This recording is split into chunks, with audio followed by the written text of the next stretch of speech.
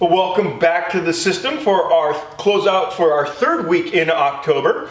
And this time of year, we're still running at that kind of 10 to 15 kilowatt per hour day surplus. So we'll go ahead and take a look at the numbers for that when we get back to the studio. And that's mostly due to obviously the fact that we're not really running the air conditioning or even circulating fan. We've actually had the air conditioning shut off for quite some time now. The temperatures this time of year are very neutral, and even in the evening, so we haven't gotten to any points yet where we need to even turn the heat on in the evening. And so we'll go ahead and go over the week day by day as we do that. This week, however, I try to keep everything as straightforward for you guys as I can, so that when you look at these recaps, when you go through the day by day, everything's really kind of easy to tease out.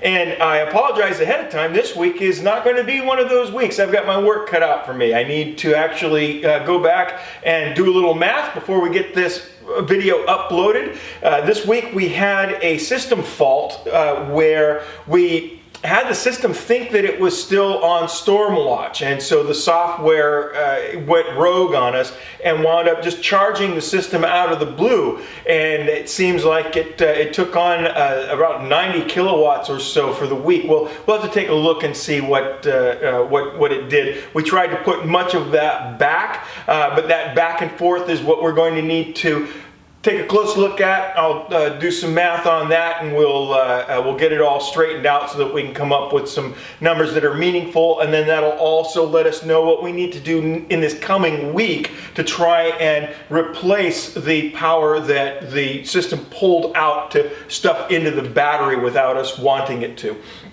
So with that, let's go ahead and get back over to the studio, and I'm going to crunch some numbers, and then let's take a look at our third week in October.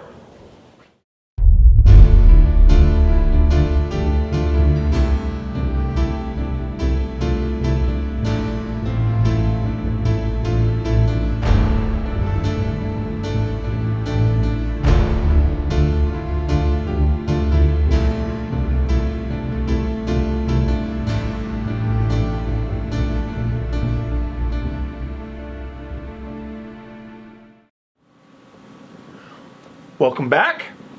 So due to a software glitch on Tesla's end, we wound up pulling 75.9 kilowatt hours from the grid on the 20th. And that was followed by an attempt to put it back. And so between the 20th and the 23rd, we were able to replace 69.5 kilowatt hours of that by charging the car in alternative sources, superchargers mostly, and then allowing the system to recover. We were able to accomplish this because that rogue charge left our system at 100%, obviously.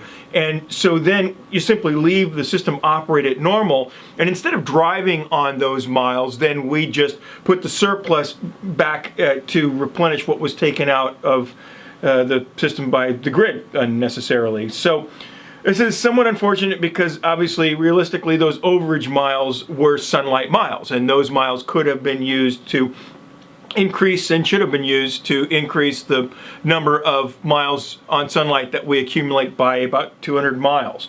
But out of fairness to the record, we've recorded those miles as supercharger miles, and now we're back to where we need to be. So that was the cleanest way that I could think of to bring us back to normal. But my apologies if that makes this week a little bit of a chore to parse the data. But so as of the writing of this, the software error is still causing a little bit of grief. I'll pull this up here. There are some small data errors that are creeping in and out of the to and from grid numbers, but the biggest issue is, what you see in this graph here, is that when a charge is put to the vehicle, it caused that spike. You can see that there briefly. I just plugged it in, realized that the system was trying to draw from grid power, and then I unplugged it and left it on zombie apocalypse mode to sort out. But that was really it for the week's excitement, and so let's get started by opening this up where we left off on the 15th.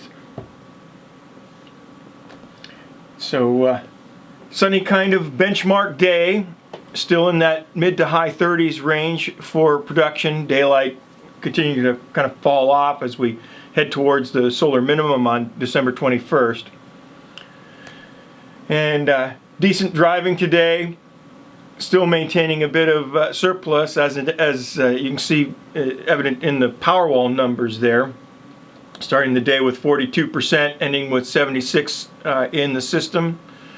And then that was made easier by not putting anything in the car today. And the notes, we'll make quick work of this since this is just a repeat from last week's update, basically just showing the day as a benchmark day for this time of year because of the sunny weather. And then the 16th, more of a kind of a rainy day. Daily production is down to 25.1 kilowatt hours. Plenty of reserve in the system though, so we put a large slug into the car so that we'll be able to make a round trip to the Bay Area. And this round trip basically 100 miles each way, and what you see here as that 130 miles with no red supercharger miles shown, that's because the car did have legitimately more than 200 miles of sunlight range, and it was just being driven to the Bay Area, but I had to do some driving around while I was there, and so the actual supercharger miles occurred late in the day, as you'll see from the notes. And here's the notes. Supercharger miles obtained today were then just kind of spread out over the next 2 days, and I'll let you have a minute with that before we move on. And then the 17th, and just like we said, the miles today were supercharger miles. Decent production, 34.9 kilowatt hours. System recovering a bit as we chew up the supercharger miles. Home use of only 15 kilowatt hours. Again, that's because of this very neutral weather this time of year. It's not too hot, not too cold. The evenings are starting to get chilly now a little bit, but still not worth turning the heat on. And so then this led to a system recovery of 60% by the end of total solar day. And the notes, not much to say other than that. No pertinent vehicle data, just starting miles. And the 18th, using the last of the supercharger miles and returning the car to the same state of charge that we had when we first did the supercharging, and so then we applied 7 kilowatts to the car to make up for this day's driving. And that brought the total use for the day to 25.4 kilowatt hours. So we're still able to put about 10 kilowatt hours to the system. And it ended at 72% by the end of total solar day. And then the notes showing just that. The day before, when we were on all supercharger miles, I don't usually record the to and from power to the car because it's irrelevant. And so here, though there was that split, and I actually should have recorded the vehicle data, but fell down on the job. I had driven to Sacramento for a Halloween party and for a friend, and then neglected my usual screenshots for the data, and so I didn't have that to apply. So the 19th, as you see, this was one of those heavy depletion days. It was a strange split grid charge and standard charge miles here. My plan was to do as I sometimes do and set the charge amount in the car to charge the car up to 50% after midnight, and then just finish the charge in the morning without unplugging. You just turn the amount that you want the car to take up, and it then resumes the charge. And then what that allows you to do is it allows you to watch how much power you have remaining in the system in the morning, and then be able to deplete that as close to zero as you feel comfortable with, and then continue on. But what wound up happening was that I I'd set it to 50% and didn't notice it had reverted to 90%, and so it charged the car to 90%, and by morning the car was charged, but I had taken 16.7 kilowatt hours to the car from the grid. Now, using the notes, So, well, these things happen, and then, just that, I'll give you a minute to read it, but that's what happened there. And so then I just had to split out what was taken from the grid from what were legitimate sunlight miles to the car. And so then we have the 20th. And then on the 20th, this was when we had that rogue charge occur. And I was out of town, and there really wasn't anything I could do about it until I got back. And so because of that, the system had already charged to 100%. And so I decided to go ahead and supercharge the car and then sort the details out later. And what that would allow me to do is, as I said in the opener, that it'll allow me to just start sending power back out to the grid fairly quickly, and that's what we wound up doing. It even on the same day it had taken that charge, because the system was at 100%. You can see that we'd already returned 24.7 kilowatt hours to the grid.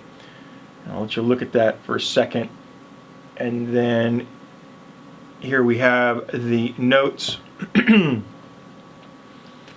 And again, just that, I'll give you a couple minutes with this so that you can see how I handled the situation in order to keep our end of year numbers honest and easy to understand. I took the best measures I could, I think, to try and straighten that out. And you can pause this too if you need a little more time. And the 21st, putting the system on zombie apocalypse mode, and what that does is that prevents any further charging from the grid. And so the system is placed on grid power only after the system starts producing and matching what the home is using. And so then that way you contribute to the grid, and then as the solar falls off in the evening, then you go ahead and turn the power back off.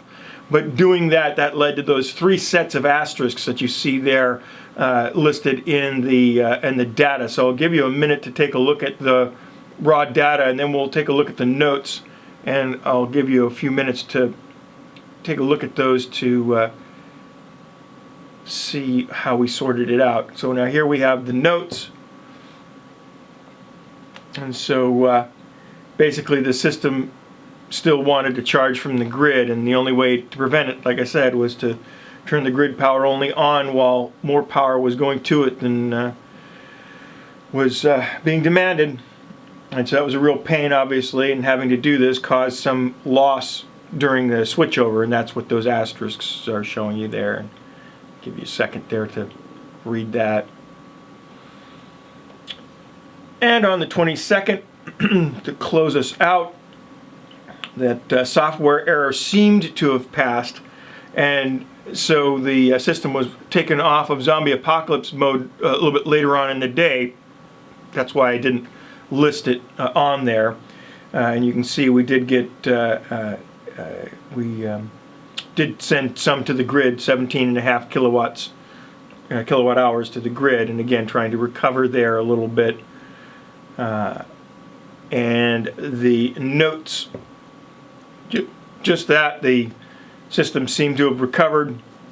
And then what this doesn't show, and we'll go over next week, is that I found out that there were still some anomalies going on with the system, but we will cover those in our next week update. So thanks for following along, and shortly we'll be closing out the month of October, and then we'll also, as has become our norm, we will go ahead and also supply a rolling graph for the month so that folks can look at that on a day-by-day basis and see what shenanigans all of this caused in the graph. So again, best of luck with your own systems, and we will see you soon.